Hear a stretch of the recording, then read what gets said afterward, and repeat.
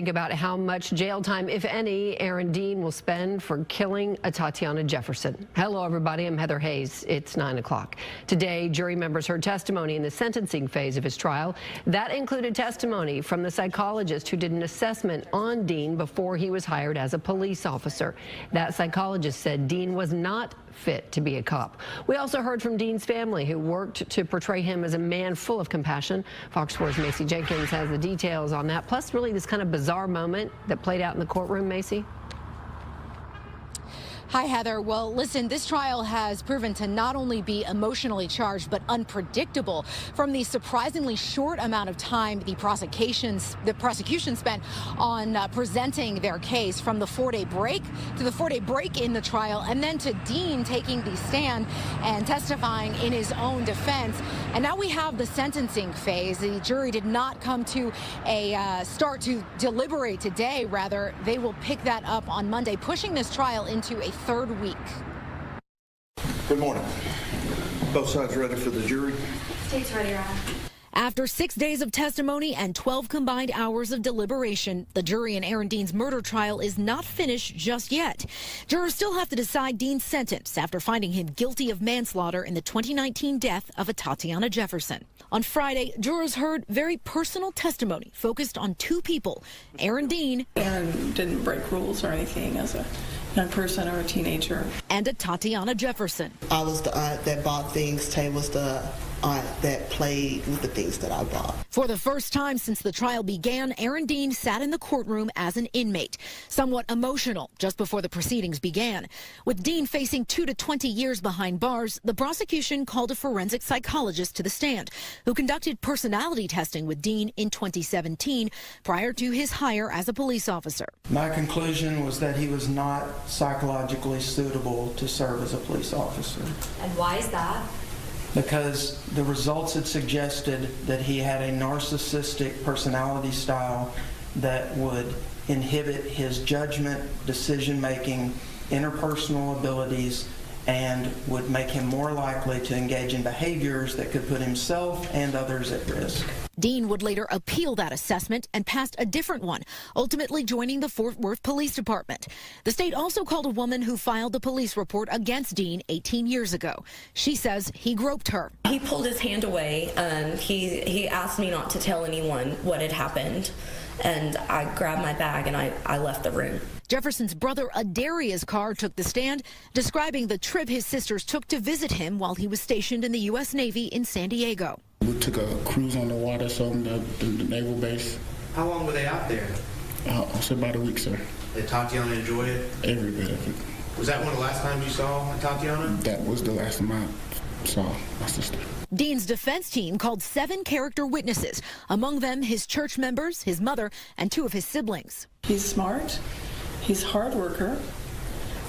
He definitely wants to help people, and he's very faithful in carrying out his responsibilities. Prosecutors questioned Dean's sister, Alyssa Dean, an Arlington police officer, about her brother's assessment of his own police work during his testimony. You heard him grade himself as far as his performance out there, right? I did. And he gave himself a B? Mm-hmm. Is that a yes? Yes. Sorry, it's just because she has to take it down. But yes. And the grade that he gave, the B grade, do you feel like that's a humble grade to give when a life is lost? I think it is very hard to give a grade when you're not given a rubric to grade by. On Thursday, as Dean's family members left the courthouse, they were followed by a group of people shouting obscenities in their direction. Dean's mother on the stand was questioned about what happened. Was it a tense situation? Yes. Were those people being kind to you? No. Did you feel safe? Only because there were a lot of sheriff's deputies around. Manuel Mata is believed to have been among the group yelling. He was called to the stand to be sworn in as a witness. You are on bond on some cases, is that correct? Those bonds are being declared insufficient, Sheriff. His refusal grounds for the judge to have him removed from court and his bond revoked in an unrelated case. Now, both sides rested their case at 3:30 this afternoon, but Judge Gallagher adjourned court for the day. Now, he did not make an explanation public to the media, but he would have, if the jury had started those deliberations, he likely would have had to sequester them into the weekend because they likely wouldn't have finished in time. By pushing those deliberations to Monday, he avoids that, likely taking into consideration the fact that this is the last weekend before Christmas, and winter break has begun for many children who are still in school. Now the sentencing phase continues on Monday morning. We want to welcome already to everyone to You and the Law podcast show. One of the co-hosts of the show, Virgil Green. And as always, I got to introduce the brother who sits next to me every Thursday afternoon, who goes by the name of Chief Swaggy One, the ultimate beast. Hey, Verge, what's going on, man? And you know what, Verge, before we get started, man, I send my condolences to you and your family. I know you had a loss in your family, so I wanted to start off by extending condolences from my family to yours. Appreciate it, brother. Appreciate it. Thank you, man. You definitely been there, and appreciate the words, man. My family and sisters definitely going through a lot, and so definitely thank you for that. Well, traveling grace, man, on your way back home. Yeah, appreciate it. Thank you. Hey, man, we've got another informative topic we're going to be talking about again on You and the Law podcast. And we want to thank everybody for tuning in on our Facebook pages, LinkedIn, and our YouTube. This is a podcast you don't want to miss. I mean, if you got some comments, put them in the chat, and we'll get to them, because we've got a guest who is an expert, Keith, in this type of subject matter. And so we're going to definitely bring him on. But, Keith, this is something that you and I, we've talked about on this podcast before. And finally, we were able to get someone who, again, has a wealth of knowledge and experience in dealing with this subject matter. Yeah, we, anytime we talk about any incident, whether a police officer is killed or whether citizens killed, is very tragic. I think this one here is uniquely tragic because you had a young child who witnessed his mother, his aunt, aunt, who was protecting her property, who had a right to protect her property and to protect, the child, and she, had her life taken. Tragically taken. So it's very it's a bad situation, all the way around, and so we're still for the family. Yeah. All right, let's bring on our guest. I wish we had some applause and do some clapping, but we don't have that yet, Dr. Campion. So hey. We definitely thank you for taking the time to come on and join us. And, we've been talking back and forth about this for the last couple of weeks, and things just worked out where we can get you on. And so, Keith, when I took this position up in Minnesota, he did the psychological testing for me. And so, Hold on. Dr. Campion. Okay, that's all I'm going to say. All right, go ahead. Well, I get it. So to let you know, for me to pass that from an expert like this here, I'm not as bad as you think I am. We'll talk after the show.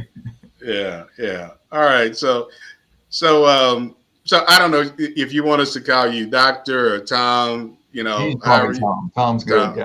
All right. So, because I know every time we talk, we're on virtual. It's always Dr.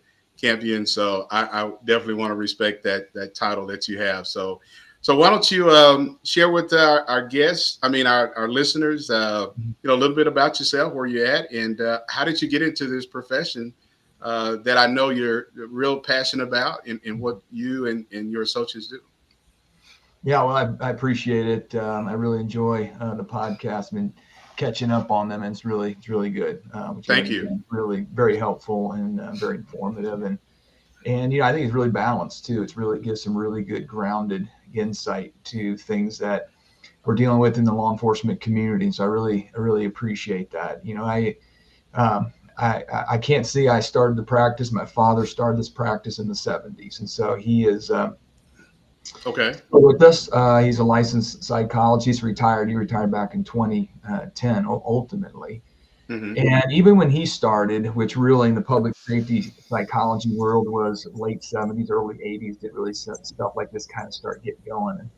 And and he was asked, "So how'd you get into it?" Well, my father is the son of a Minneapolis police officer. So my really? father was from the 40s through the 70s is when he worked for Minneapolis. Mm-hmm. And working the beat down on Hennepin Avenue, and he was kind of the first version of a community police officer. It was working the beat. You took care of a few blocks, and you got to know the street owner, the business owners, and you were really right there helping people. Mm-hmm. And so he grew up in that community, which was on the south side of Minneapolis, and back then all the police officers kind of lived together in the same little area. Mm-hmm. And my uncle went on to be a police officer, and he retired out of the suburban cities there. And then my brother actually has been with the Secret Service and he's retired out of the Secret Service.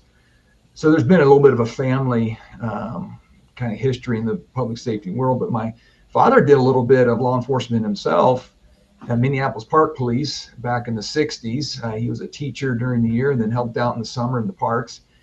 And so when it came time to take a psychology degree and kind of move it towards some requests of some departments around him, he said, "Yeah, I think I can do this." Because I think what he had, something we call now cultural competency. Do we understand the culture? Do we understand the dynamics of what happens in law enforcement and what the demands are on the person for that? And so he brought in, he was able to use that in what he knew with the psychological testing, which was way different than what we see now in the world of assessments back in the 80s and what that was. Okay. If you would have asked me, are you going to work with your dad? That was the last thing I wanted to do. That was the last thing I wanted to do. Yeah. As I went through graduate school, started working together in 2000. And I found that it was a population that I really connected with, really appreciate, had a lot of admiration for. Mm-hmm. And been working with that community since. And even starting in 2000, we do work in Illinois and we do work in Wisconsin, we do work in Minnesota, and it kind of built to what it is now. And we work with quite a few state and local municipalities across those 3 states and providing employment screenings, also critical incident debriefings, fitness for duty evaluations. And then just do what I call couch time clinical work, for law enforcement personnel and their family. Mm-hmm. This is what we do for them.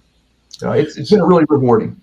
Yeah. So you said your father worked for the Park Police, so he's pretty familiar with Theodore Wirth Park and the Golden Valley area. Huh? Yeah, it's he grew up as a lifeguard on the lakes of Minneapolis. That's actually what he did in his youth, was lifeguarding. So he had a lot of familiarity with the Park District just from being a lifeguard. He went to the University of Minnesota, and it was back when you could actually be a lifeguard all summer and pay for your year of tuition at the U of M. And come back around again and work, and so that's what he did. And so becoming a police officer was a nice little fix. He knew the lakes, he knew the parks, he was already part of it. Yeah. Well, good. And as we talk about the different methods that you use and others use in this industry, in your industry, to help you evaluate people that we send to you all to get your assessment of that person. And I know you mentioned over probably the last several decades, a lot has changed. And, for those who are listening who may not understand that process, can you kind of walk us through that and where things were at when you started and where things are at now, some 20 years later? Oh, absolutely. There was a documentary that I came across just randomly on a trip. It was called Cocaine Cowboys. It was a documentary that goes back to Miami in the 80s on fighting drug cartels and what the department had to do, bringing people on just to help with that. Well, it was just a floodgate of, hey, come be a police officer. Which wasn't necessarily, I think, an old practice because you had a lot of relational hiring. So it's kind of like, hey, I know you, I know who you are, come work for us. You know, it's just been that way for a long time. And so it started getting to this place where maybe we just need to be a little more intentional about how we hire. And so a lot of different things started to beef up. My father would talk about, you there? I'm back in there. Yeah, so my father would say, during hiring, they would actually just go down and pull people out with warrants that had already existing on it in the hiring line. And so that was kind of the first go. They started doing backgrounds and they would do discoveries. And so just who was coming to the table of hiring was interesting. And as time went on, that started going away. But other steps started to come into practice. So we started beefing up applications. Some departments, and this was back when hiring was really high, they would charge you an application fee to pick up an application. You know, now it's like, hey, take one. Can you come and please apply? And so applications were getting beefed up. You had interviews were getting beefed up. You had some departments moving into polygraphs. You can't do those in Minnesota, but you can do those in other states. And they're doing polygraphs. They're beefing up the backgrounds. And then the notion of adding a psychological became a strong suggestion, you know, in that, and then added into the fold. But it went beyond that. It also, you know, academies increased, field training programs increased. Everything started to expand over the years, let alone in the psychological realm. But it's changed the instruments, it's changed the research behind the instruments. The International Chiefs Association Police Psychological Service Section has standards, which I'm a part of, on pre-employment screenings and fitness for duties. They say, hey, here's what it should look like. And so following those standards is very important. So standards were coming out into how to govern this and look at this and to what it is today. So there's been quite a bit of growth in that. Okay. You know, so last week we did a podcast show on first responders peer support. And I think, you know, that topic and what we're talking about tonight, you know, are police psychological exams important? It plays a role in when you're talking about fit for duties and you're talking about doing these assessments. Are people, are men and women in the best position to be police officers when they're dealing with critical things that other people are not experiencing? And what type of help are they getting after these traumatic incidents that they're dealing with? And so when you all when you're looking at a candidate, are those some of the things, you know, we heard in the news clip I played from the incident that happened in Fort Worth, where that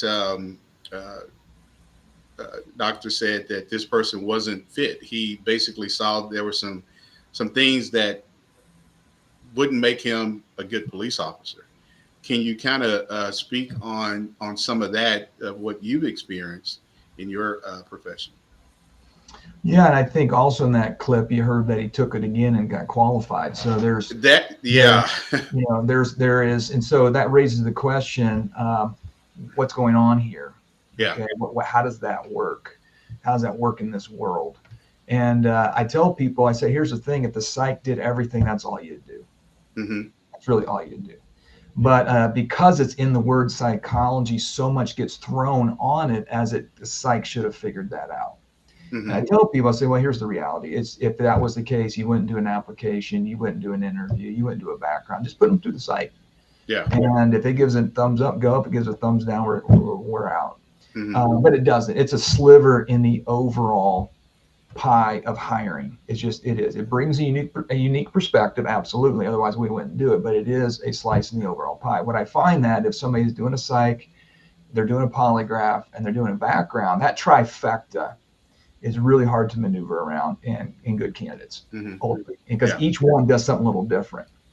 The background will be huge in finding things. Something my father had mentioned to me. He said a good sociopath could pass the psych, and I was like, how does that work? How does that work? Well, they believe in what they're doing. You know, they believe in what they're doing, but the background will get them every time. You know what, Doctor? Thank you for that, because I was speaking to a group of students not too long ago, and you know, their question was, well, how easy is it to be a police officer? I said, well, if every step is followed, it's not easy. And you know, there's 7 to 12 or even more, depending on the department, steps you have to take, and you have to pass each and every one. They didn't know that. I said, yeah, you got to pass this. I said, the first thing is the announcement. And then the other thing is some have the written test, some, whatever interest or whatever. And then you got to do the physical, part of it. There's a physical part. And then you got to do a background. I mean, you got to pass that to even get a background. And I know when I came through, and I'm pretty sure it's still the same way, depending on the agency, you'd have that 30 or 40 or 50 page personal history form. And you had to answer everything. And if, every line had to be filled. So if it was a non-applicable, you had to put that there. If you missed, if you didn't understand a question and you answered it incorrectly, or you didn't, you were disqualified. So then, so the steps are there. And I don't think a lot of people understand those steps, but that's psychological. You're absolutely right. You kind of wonder sometimes, man, how did that person pass the psychological? And it's if you believe that you are if you believe that you're a good person, and you believe that there's nothing wrong with what you've done, and you're absolutely right. People, it's amazing, but that can, it can happen if you are a narcissist, if you are a sociopath, and you really believe you haven't done anything wrong, and you're justifying what you've done. Absolutely, I think there is a way to make it, pass it. And you're an expert in that area, and I'm sure you've seen that. Well, same thing with the polygraph. That's why polygraphs have been kind of dismissed as in some states don't even use that, because it's in the accuracy of it. And so each of these areas have a limitation, but them together and the overlap make it very helpful. And I'll tell people, you want to do, what the best assessment is? The best assessment is put them in the car and see how they do, because that's the job. Yeah. Ultimately, that's the job. But even when it comes to field training, that's taken off the plate as a evaluation process. I said the hiring process isn't done until they're in solo patrol. Yeah. That's where you really evaluate how well have we done, because all the other steps move towards that analysis. Is this going to be a good fit for us? Yeah. What's interesting about that? You talk about the field training program, and that's only as good as the individuals that you've vetted to be field training officers. That is very important. Yeah. Because if you have a narcissist training a narcissist, or a sociopath training a sociopath, they're going to teach them their ways. Yeah. Absolutely. Yeah, because, and I'm pretty sure you heard this before. You go through the academy, and then you get in that car with that FTO sergeant, whoever it is, and they're going to say, all right, now listen, whatever you were taught in the academy, you forget it, because this is the real world. This is what happens. And so you got this young recruit who's trying to sit there and figure out, well, I just went through 16 weeks of an academy. Now you're telling me to forget everything that I was taught in the academy, because this is the real world. The real world, you need to listen to what I tell you to do. Forget what they told you. But you're trying to figure out, like, well, aren't we all the same agency? So, it can be quite a bit confusing for a young male or a young female getting into this profession. So, and just to go back to the clip on that took place in Fort Worth, he didn't pass the first one, but he passed the second one.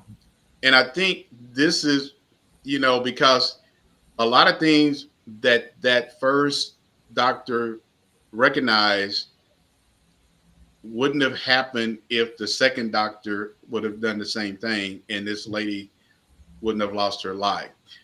Because obviously he shouldn't have been in a position to be a police officer. And Keith, if I recall, he hadn't been an officer that long. Well, Virgil and Dr. Campion, please correct me if I'm wrong, if you're familiar with that, but he was not just only turned down by Fort Worth.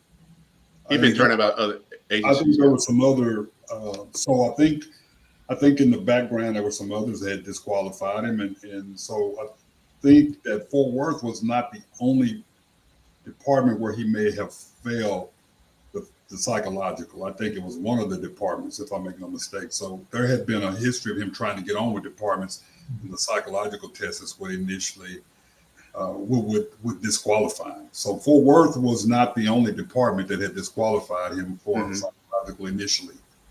Yeah. Well, what you're talking about is these opinions are making a prediction. Okay.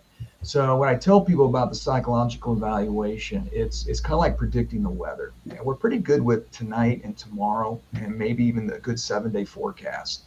But the further we go out, it gets difficult because more variables get involved. And we don't necessarily know what all those variables are that start getting involved in a person and how they're handling that. And that's what makes it tricky. So when we're looking at folks at the psych level on a hiring, and I tell people when they come in for us, the department thinks very highly of you to get to this point. Otherwise, we wouldn't be working with you. So that's a big deal, just to get that far. And so what I think we're already looking at people they're interested in. They send people to us they're not interested in. And what we end up finding when we're working with such a already pre-assessed group are nuances.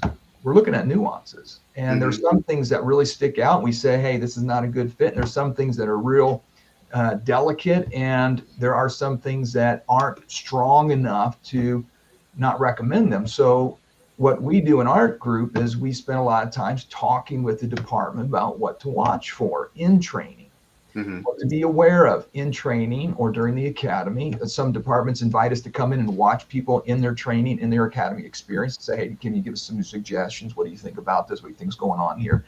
How can we help them? How can we teach them and learn? So a lot of it now is how do we take what we're getting and use that in the training world to either jump on it right away, work on it, see what's going on. And we find that departments that do that, their extensions and field training decrease. They're able to make decisions a little more clearly about is this going to be a good fit or not a good fit. But we're having to increase our communication with the department more now because of these nuances that are going on at that level. And it's been very helpful being able to do that because it feels like we can target issues better and address things better because of that. Doctor, let me ask you this: Are there states that still don't mandate a psychological exam? That are you aware of any states? I'm sure that's well. It's always been a strong suggestion, and so that's how the states handle. We strongly suggest you do this because I know in Illinois there's some places that don't use them. I know in Wisconsin there's places that don't do that. In Minnesota, they assume that the MMPI they took for skills is good enough, but the post board in Minnesota is being a little more specific about having to do that full-blown psych exam. A lot of students think they did a psych when they did that MMPI for skills, and so it's and most of the big departments are all doing that. So most of the bigger agencies do that. What we're really talking about are smaller agencies that really see it as a budget item for them, or they'll start sharing exams. And I tell departments, I wouldn't share exams, don't share that. Yeah. These are they're like an MRI machine. It's like they're taking a snapshot of a person at that time of their life, at that specific point. A year later, it's no good. We got to do something new even a year later. Yeah.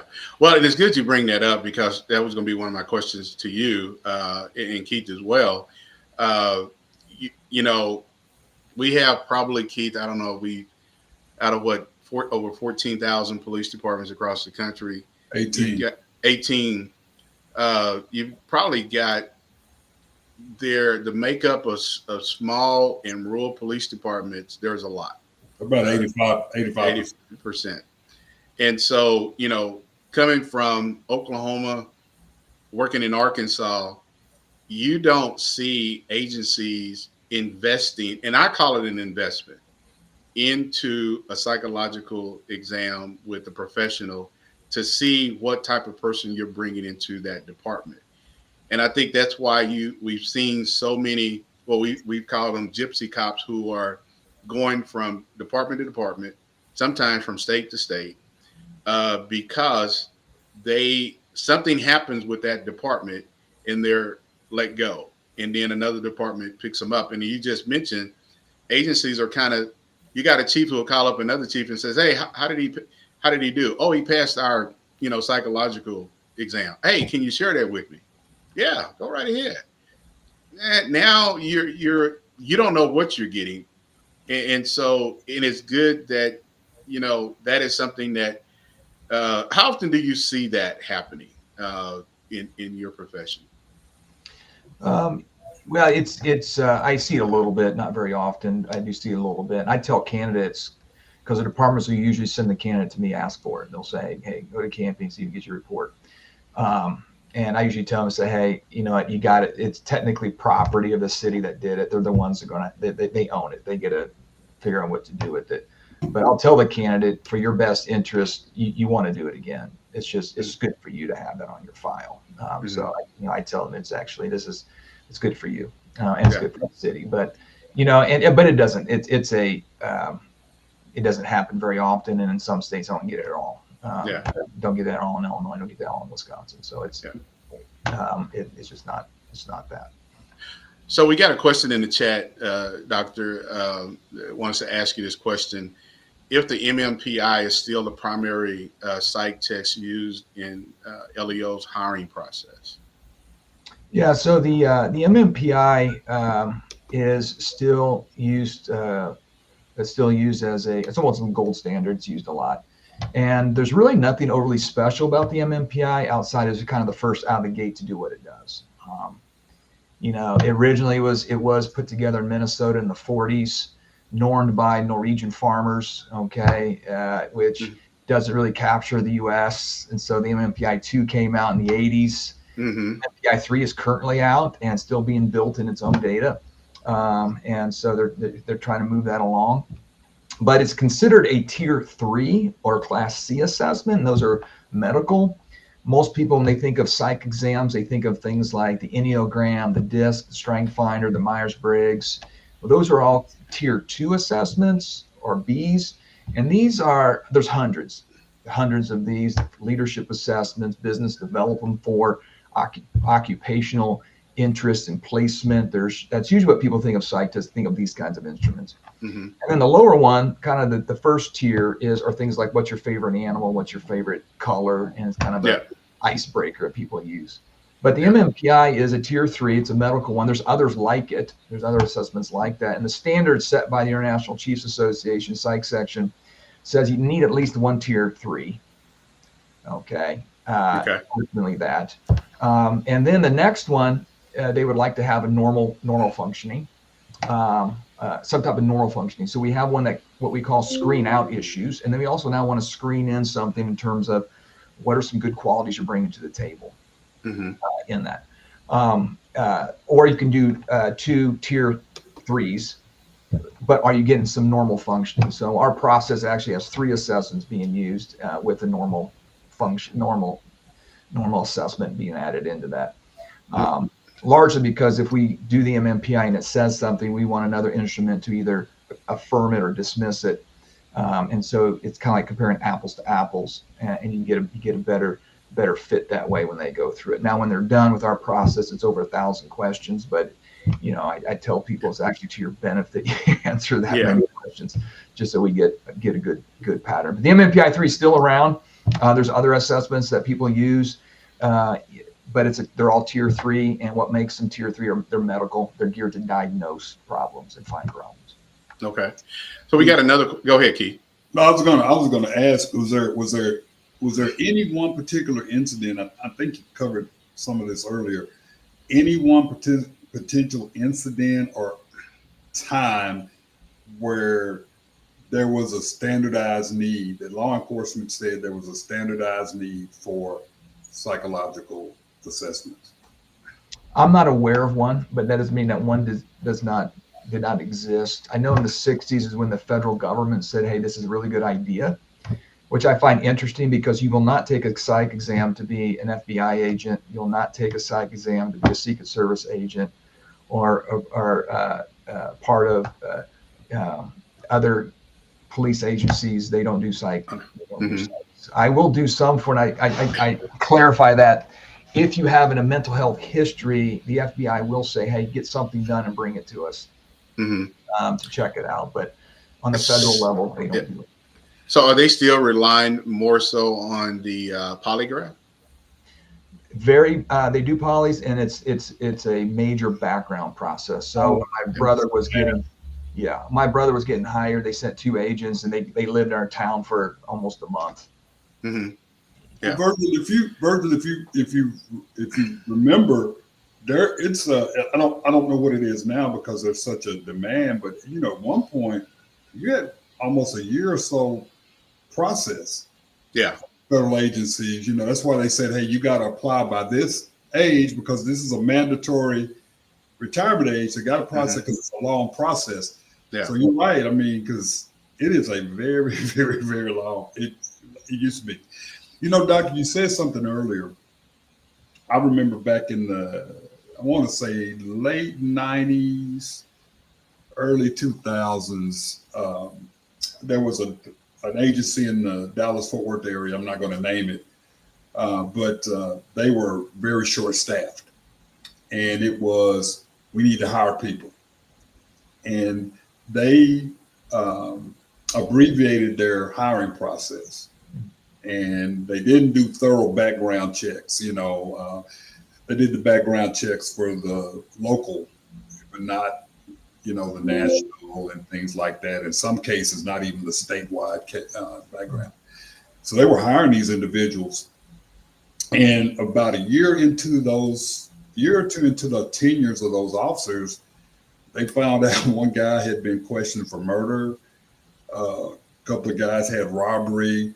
Had been suspects in robbery. Some had, felony warrants, but it was just the fact that they needed those bodies, and so, it just goes to show you that if you miss one particular part of a process, it can cause problems.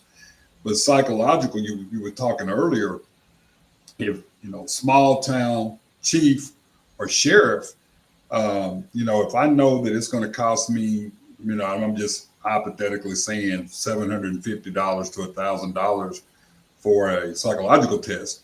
And I know this guy worked for another sheriff or police. I'm going to call him. Hey, did he pass? Yeah. I just saved myself $1,000, but you're not looking at long term, what you're causing, the liability that you're causing. But Virgil, we see that. I can pick him up because he's already had training. I don't need to send them back to the academy. Same thing with psychological and polygraphs, Yeah. Well, and this is something that I even said when I was in Oklahoma and even in Arkansas, like, I'm not going to take the word of somebody else just because, hey, we need an officer. You got to go through this process because I strongly believe that what you do, doctor, and what others do is real important to this profession, because when you mentioned what was going on in Miami back in the late 80s or 90s, and they were just hiring, hey, we need people. And I think there's been a lot of major cities such as your Miami's, your Houston, your Dallas's, your Baltimore, and all these other 8 larger major sized departments. They needed people back in those times, and they kind of compromised with some of those standards. And I think, so I'm going to ask you this question. Do you believe there should be some formalized standard either on a federal level that mandates police departments to make sure that candidates go through this? Now, I know some agents are going to say, I can't afford it, but if there is some funding that they do, so the question is, in your profession, because this isn't about money for you, this is about making sure that you are assessing a person and providing information to that agency that this person, he or she, is a good candidate for them. Do you think there should be some formalized standard across the country that mandates this? I think that would be helpful. I think it would. And I think, again, I'd be hard pressed to find a large agency that doesn't. Well, now, yeah. I think that's a big part of it. We are running into something that's a little more unique in terms of just our hiring pool right now. So the hiring pool since COVID has been really shallow, and so it's been very difficult. And it's brought a whole new world of hiring for police and fire, and even with county sheriff's offices. It's really tough. It's also added another dynamic to lateral moves, and then you move into now inflation, and you start looking at salaries and pay, and now departments are really saying, hey, we want to get people, we want to get good people. Pay's starting to go up, and now you have people moving around real quickly because of benefits and pay, and you could actually do that because their departments are in such need. You don't have to go back 15 years, and you might be 200 people from one position. Yeah. Now you're like 30 people for 15. Yeah. And the younger generation doesn't realize the uniqueness of that. So for them, they think, well, just go wherever you want because you'll get hired. You go. I could actually have 5 departments I really like, and then I get to choose which one because they all said yes. And that's we've never had that before. Or if I'm not happy, I can make a switch like this because I know I can get picked up. Yeah. Especially laterals. And so there's a whole unique thing that's happening right now, which is unusual to the law enforcement hiring world. A shallow pool, a lot of need, a lot of hiring that goes into that. So what are we seeing in the hiring world? Well, in the hiring world, we're seeing a lot of naivete to the job. People just don't know what they're getting into. Okay. And so they can look really good on the psych. They can look really good in their physical, like their heart's beating and their lungs are great and they've got great blood pressure. Their backgrounds are clean as a whistle. They get in the academy and they get in the field like, what is this? And they walk into the chief's office and say, I'm done. I can't do this. And so what's going on? I said, well, this is the world we're living in with younger folks. We're also seeing people who maybe couldn't get hired before. They were one of the 200 out of 2 for 2 positions, and like, hey, I think I'm gonna take a stab at it now. It's my time to. Might be able to do that. And so they're coming in, and so that's putting a lot of weight on the backgrounders to have to figure all this out. We're siphoning through a lot more information on these things.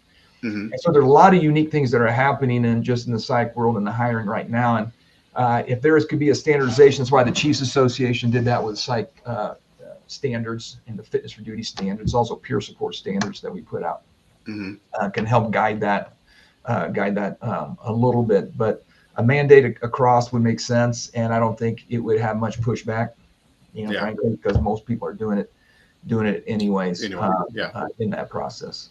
Yeah. Well, hey guys, I want to just let everybody know that tonight's topic we're talking about is ARP, police psychological exams, important. We've got an expert who has been doing this for decades, and once again, we want to, if you have any questions or comments, put them in the chat. We'll get to those. Go ahead. Hey man, I got this. We're having an amazing conversation. Just say that he's been doing this for years. When you say decades, that makes it seem like, man, he's been doing it since 1900. When I started, we were chiseling on rocks. So just say he's been doing it. He's a subject matter expert. He's been doing this for a while. See what I go through every Thursday, and you've listened to some of our previous podcast shows. And somewhere in there, he's gonna do what he just did. So you say decades. Hey man, it has. Hey, I'm pretty sure the doctor is younger than we are. I don't know if that helps. A decade. Anyway, I just wanted to. Hey, man. So, all right. So I'll just say years, Doc. I won't say decade. Yeah. All right. Again, we want to just thank everybody who's who's watching on YouTube and Facebook and LinkedIn. Again, this is an important topic, and I think a person who's put in the chat earlier just how important this topic is, because it's not something that we often talk about, Doctor, and because it plays an important role in the men and women that we're hiring. And you just mentioned this is a whole new generation. And can you speak on that? What you're seeing today and what you saw years ago? I made sure I said years ago. Yeah, it's definitely been a change. It's which is understandable. I mean, generations come up, new generations come up. We got the Gen Zs are now hitting the workforce heavily. So, and it's happening. So there's going to be changes, and that's okay. That's all right. That's just how it works. Well, that's what makes the world continue to evolve. That's how it goes around, so, and there's a lot of things that just in the law enforcement world between Gen X is now more in the command staff, and how does Gen X work with millennials and these Gen Zs, that's, and which is also important. It's also a different hiring climate that the Gen Zs are experiencing that has not really been seen in the law enforcement world. So that's another dynamic that will affect expectations about hiring and movement and lateral movement and flexibility. You see less loyalty to maybe where they're at and what they're doing. Yeah. And they're more interested in making a switch if it seems to be a better move for them and their family. Yeah. They will do that in it. A big thing I am noticing, and this is just an ongoing conversation day after day after day, and that's the naivete to the job. I was I was in an interview, and I was interviewing this candidate, and I asked a question that really gets him to think. And the candidate looked at me and goes, that's an interesting question. I never thought law enforcement to be confrontational. Really?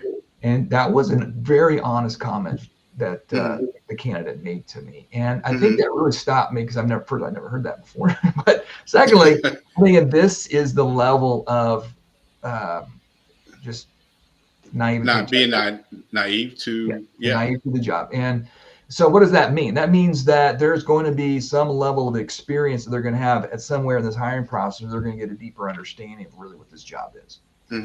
Is that going to be in the academy? If not, it's definitely going to be in field training. And then how's a Gen X field trainer going to come alongside and have some understanding of that and work with that?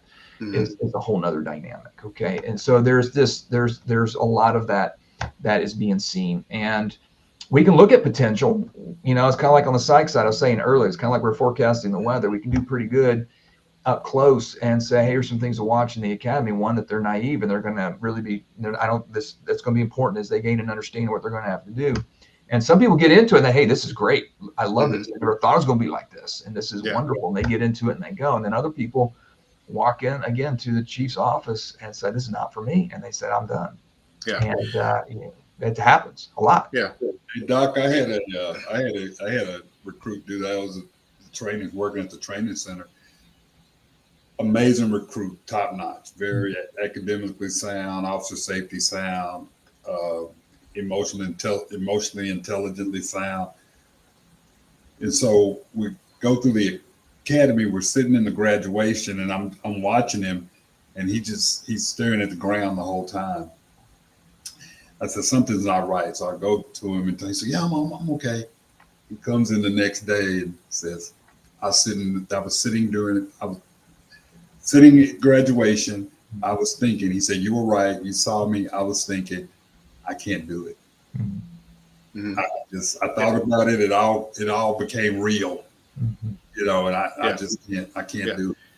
Yeah. So Doctor, I'm going to ask you this question. When we look at, I don't know if it's something that you've noticed, but based on a person's education, whether you see a person who has that just a minimum, who didn't go to college, versus the person who has went to college, may have got a bachelor's degree, or maybe even a master's degree.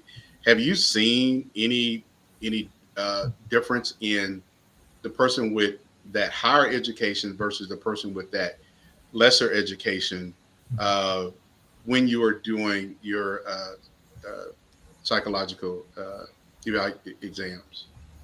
Well, I think in general, more education. I definitely encourage that for anybody, so that they do it. And a lot of job applications for different departments require a certain amount of education.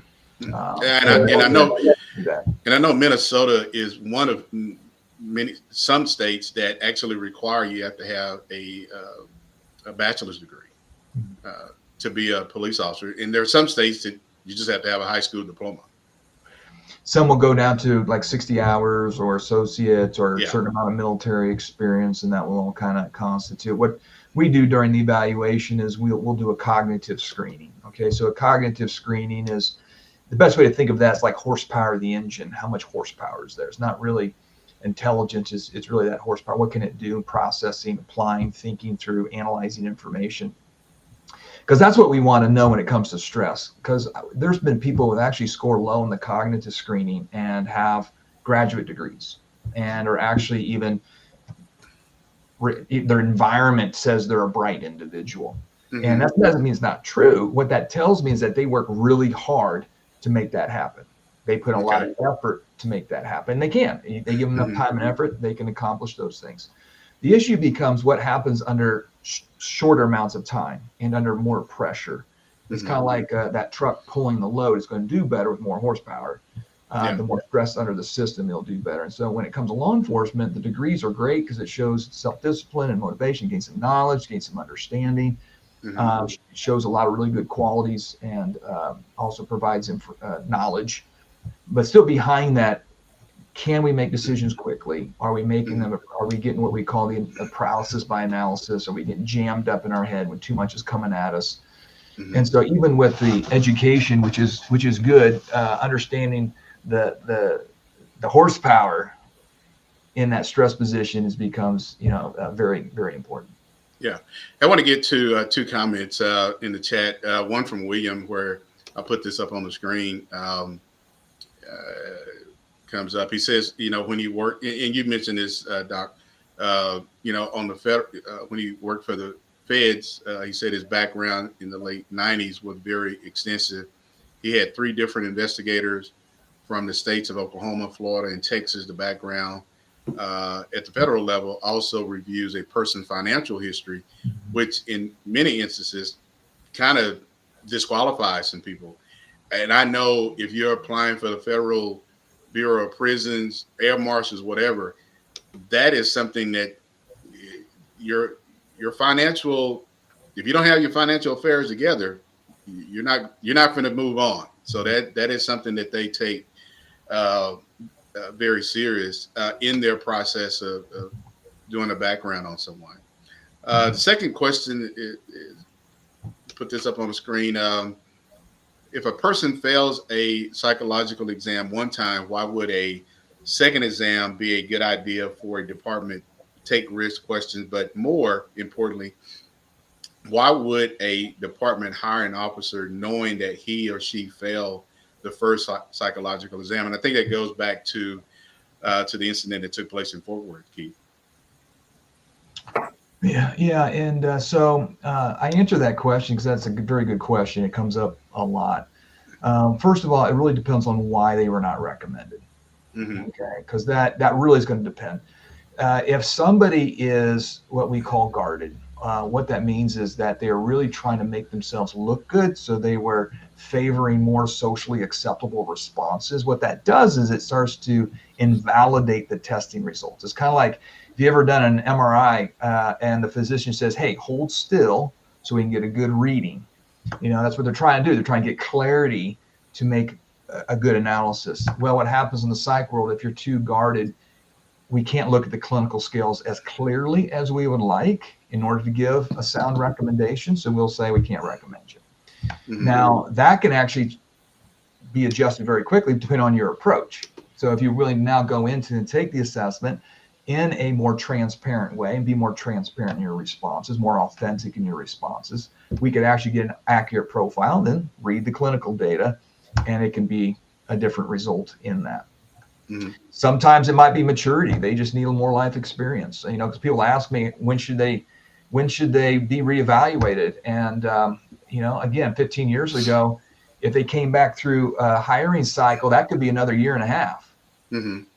But because the cycle can happen so quickly because the need's so high, we have to start saying, hey, you know what, the more time in between, the better for them to either grow, mature, and it depends on what came across. Because the assessment is built to show change. And these assessments are like an MRI machine. They'll take a snapshot, and we can actually take a snapshot, implement a treatment, have them go through it, do the assessment again, and say, did it work? Okay. So these assessments aren't like an academic test where you get a certain pass and that's it. You carry it around in your back pocket for the rest of your career. It's like saying my medical physical, my blood pressure was high, so I didn't get the job, and now I got high blood pressure for the next 40 years. That's enough to work on that. I can come back and show my blood pressure is good and say, hey, you're good to go. Well, it's not because there's no medication to help you go through a psychological exam. No, but I can get some life experiences. I can mature. I can maybe start in a job like a CO job and get some life things. Not everything is about a serious mental health crisis or personality disorder. I mean, it's really for people to get that far. You know, there's a lot of looks that usually those people get bumped out on because they're not doing interviews well. They're back. You know, other things are going on. So most of the time, what you find are things that actually you can grow and advance and better yourself. Why? Because they'll make you a better police officer if you do those things and you grow those things. And those and the site can pick up on those changes and those growth points. So, Doc, have you seen where you have done an assessment on this person maybe multiple times over, let's say, a 2 or 3 or 4 year period of time? Have you seen that same person, and has anything changed from the first one to maybe the third one with that person, or is it pretty consistent? It will vary. There's some things that will stay consistent. There's some things that will change because of something a person might be experiencing. I've had to say no to lateral candidates because they're not doing well with the job. They're not handling the job currently well. You know, and some of them will say, hey, if I get this other job, it's going to be better because this right now, this department, the administration it's a hard environment to be in. It's toxic. I'll feel better if I just go over there. I said, that can't be the medicine. Okay. That we can't do that. And so sometimes it depends on what the officer is dealing with in that current job position. They might not be doing very well in that. And the assessment will pick up on that. Say, well, I've been a police officer for 10, 15 years. What's the deal here? I said, that has nothing. It has to do with what's going on with you right now. How's it going? You know, and then we have some where they needed to grow up, needed to mature. And I saw them again. I said, hey, it worked. You're doing a lot better. You're ready to go to the next step, you know, and that next step being the academy and moving on to the next step for those assessments. So I tell people the best way to conceptualize this process is like an MRI machine. It's taking a snapshot of where you're at this time of your life for this particular department, for this particular hiring process. And that's the determination that's being used. Yeah. So let me ask you, and you know, Doc, we've talked about this on the podcast show between me and Keith about having individuals go through, say, maybe year 4, year 5, go back through some type of a psychological assessment to see where that person is at. You know, once they go through, we just kind of forget about it. Hey, everything is good. What's your recommendation on that? What's your opinion about that? Hey, I'll be honest with you. That's been thrown around ever since I began doing what I'm doing. Okay. That idea is not a new idea. It's been out there for a long time.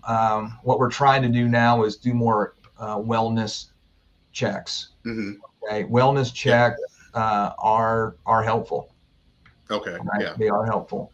However, if every department in the U.S. did a wellness check, we would not have enough clinicians. Yeah, you're right. We run into a little bit of that, so that would be something we would have to figure out and think about. Yeah. But what we do have already established is the fitness for duty evaluation. Okay. So, but this is a reactive resource, not a proactive resource. It is a reactive resource under the umbrella of officer wellness, but it is a reactive resource. And so what you're saying is more of a proactive resource that can be evaluated. And that idea has been thrown out there, which is great, but usually it gets hung up with the union. Because what do we do if something comes out negative? What do we do with that? And that's always been a hurdle that's just has been unable to get over in that regard. Yeah. I want to get to the last comment in the chat because, we're coming up on the last few minutes. Sway says he has to go. Hey, man, appreciate it. Keith, we'll definitely see you next week, brother. All right, Doctor, thank you very much. Absolutely. It's nice to meet you. Pleasure meeting you. Thank you for what you do. All right. Yeah. So, Doc, I want to get to this last comment in the chat from William. He says a higher level of education tends, I'm going to put this up on the screen just in case you can see it, where he says a higher level of education tends to better assess a person's exposure to diverse groups of people, which is imperative to our profession, our ability to effectively engage and communicate with a diverse group of people. I think that's real important. I think, we definitely have seen that with officers who do not have an understanding of working in a diverse community, whether it be a Black and brown community. And so is there anything that kind of measures or where you pick up on that, where you've got a person who has not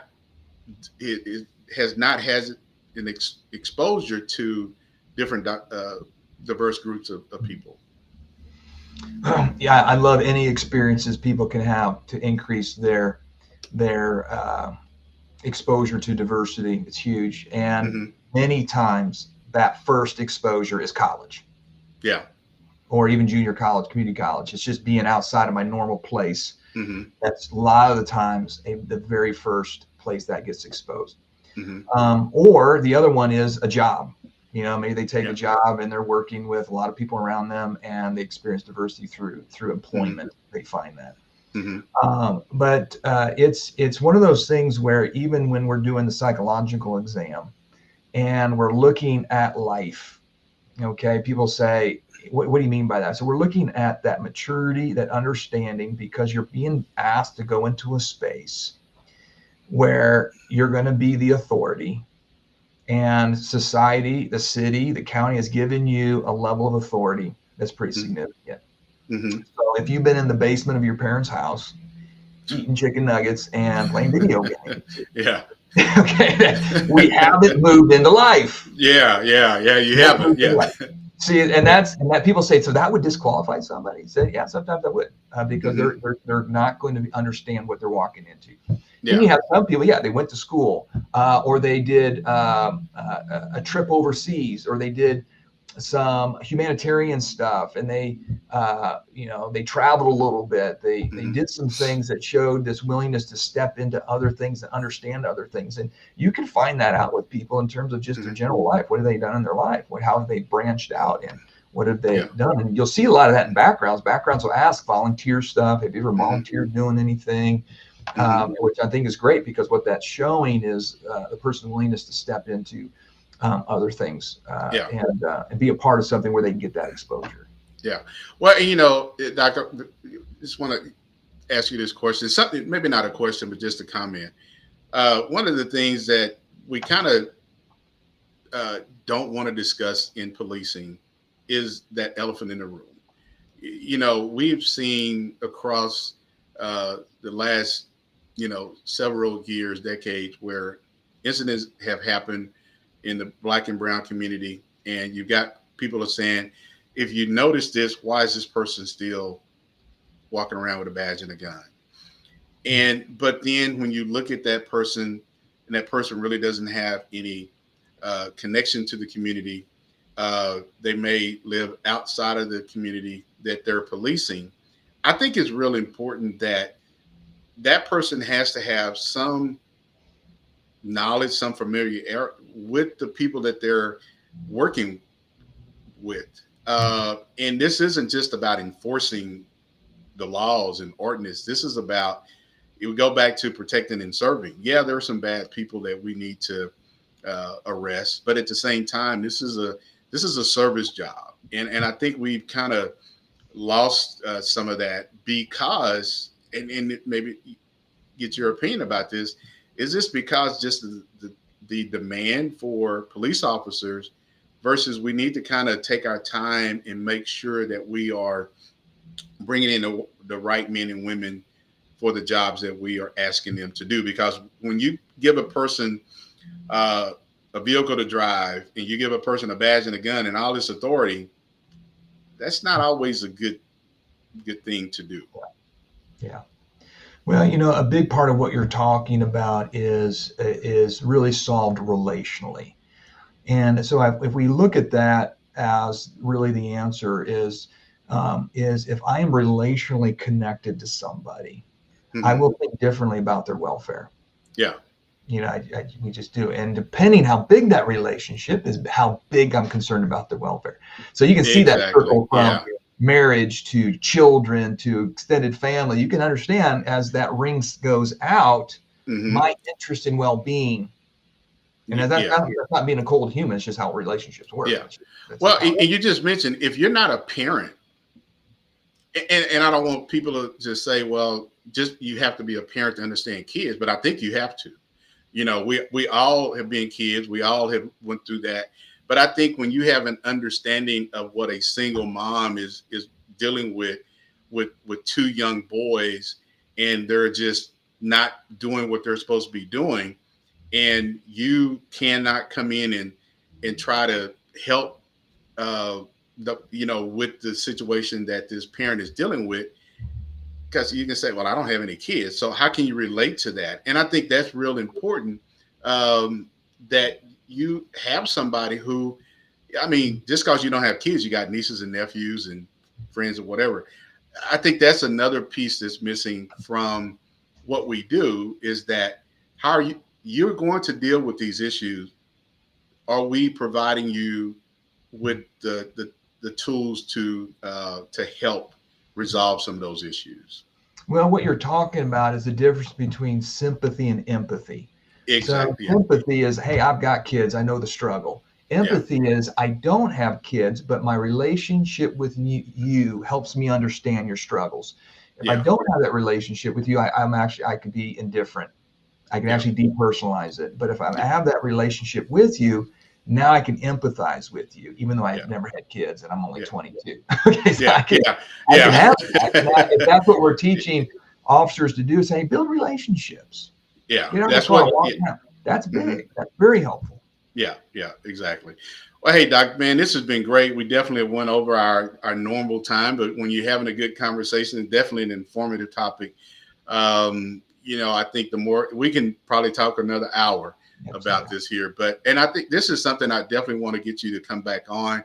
I know you and I, we talked about getting you back on after something that you're dealing with. Well, not dealing with, but is involved with, because I want to get more insight into that, because again, you bring such experience and knowledge that, and as Pam said, this needs to be a part 2. So we're definitely going to have a part 2. Well, I said a bunch of things we could do about 3-4 shows on. So Well, again, and I think this is the thing that we try to do on You and the Law podcast, is have these informative topics about things, not just a one-off, and move on to something else. I think the more we can have these conversations to inform the public about what we're asking a profession like you to come in and do in a department is important, because some people may not even know that. So again, it brings just a different perspective on the conversation that we're having. So I'm definitely going to be reaching out to you again to get you to come on. And again, this has been definitely a pleasure to have you on, to have this topic. As we talked about, let me pull it back up here again. Are police psychological exams important? And as you know, yes, they are. They are important.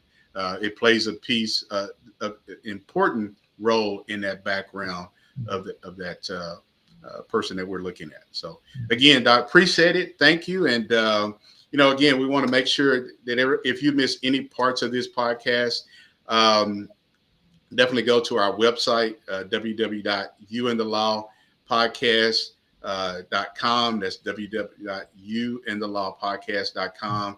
And click on the links. We're on Spotify, Amazon Music. I always say everybody goes to Amazon, Doc, and they're buying stuff on Amazon. Get in that search bar and search for You and the Law Podcast, and it doesn't cost you anything to subscribe to us. So again, we want to thank everybody for tuning in on our YouTube, Facebook, LinkedIn, and make sure you tune in next Thursday for another informative topic that we're going to have on here, You and the Law Podcast. So, Doctor, appreciate it. Thank you. And I know you and I will be talking here pretty soon. That's right, Chief. Take care of yourself. All right. Appreciate it. Thank you. All right.